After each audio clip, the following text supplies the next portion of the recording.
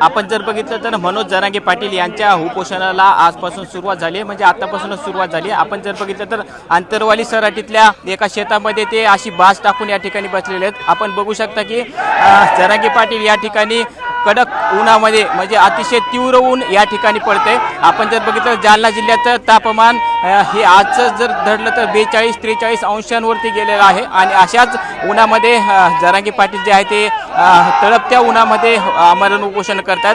अन्न पाण्याविना आणि कोण चप्पल न घालता या ठिकाणी ते उपोषणाला बसलेत। कुठलाही या ठिकाणी मंडप नाही आहे, कुठलाही या ठिकाणी छत टाकलेलं नाही, सावलीसाठी कुठलाही आधार या ठिकाणी टाकण्यात आलेला नाही। अशा परिस्थितीमध्ये जरांगे पाटील या ठिकाणी आमरण उपोषणाला बसलेत। आपण जर बघितलं तर त्यांच्या काही प्रमुख मागण्या आहेत। मराठा आरक्षणासंदर्भातल्या त्या मागण्या जोपर्यंत पूर्ण होत नाही किंवा त्या मागण्यांची जोपर्यंत अंमलबजावणी होत नाही त्या मागण्यांचं सरकार लेखी आश्वासन देत नाही आणि ते किती दिवसामध्ये पूर्ण करणार अशा पद्धतीचं जोपर्यंत आश्वासन मिळत नाही तोपर्यंत हे आमरण उपोषण सुरू राहणार असल्याचा निर्धार जरांगे पाटील यांनी केलेला आहे। आजपासून जरांगे पाटील यांचं उपोषण या ठिकाणी सुरू झालेलं आहे। आपण बघू शकता की आंतरवाली सराटीच्या एका शेतामध्ये जरांगे पाटील या ठिकाणी बाज टाकून बसलेले आहेत आणि या ठिकाणी आमरण उपोषण करतायत। जरांगे पाटील यांच्या जर मागण्या आपण संदर्भात आपण बघितलं तर ज्या हैदराबाद गॅजेट सरकारनं काढले त्यानुसार राज्यभरामध्ये कुणबी प्रमाणपत्राचं वाटप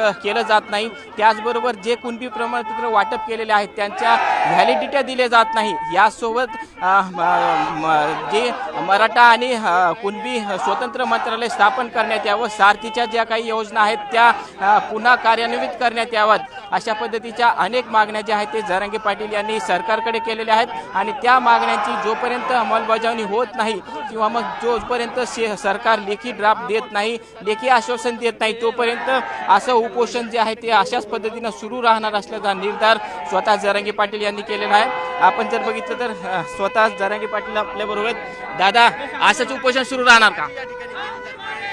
उपोषण सुरू झालं खूप आहे दादा, 43-44 डिग्री सेल्सिअस आहे। समाजासाठी कशाचा विचार करायचा?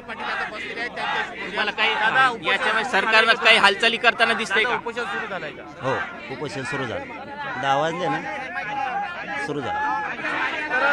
आपण जर बघितलं तर आता उपोषण जे आहे ते सुरू झालेलं आहे आणि अशी माहिती कळते की विखे पाटील आता थोड्याच वेळामध्ये या ठिकाणी येणार आहेत आणि त्यांनी जो आयुक्तांसोबत ड्राफ्ट बनवलेला आहे तो ड्राफ्ट जो आहे तो जरांगे पाटलांना सुपूर्द करणार आहे आणि तो जरांगे पाटलांना जर त्याच्यातून जर मार्ग निघत असला किंवा मग त्यांचं जर समाधान या ड्राफ्टमधून होत असेल तर तो या ठिकाणी उपोषण मागे घेतील। मात्र त्यांचं जर समाधान होत नसेल किंवा त्यांच्या मागण्यांची अंमलबजावणी होत नसेल तर ते उपोषण असं सुरू राहणार असल्याचा निर्धार जरांगे पाटील यांनी केलेला आहे।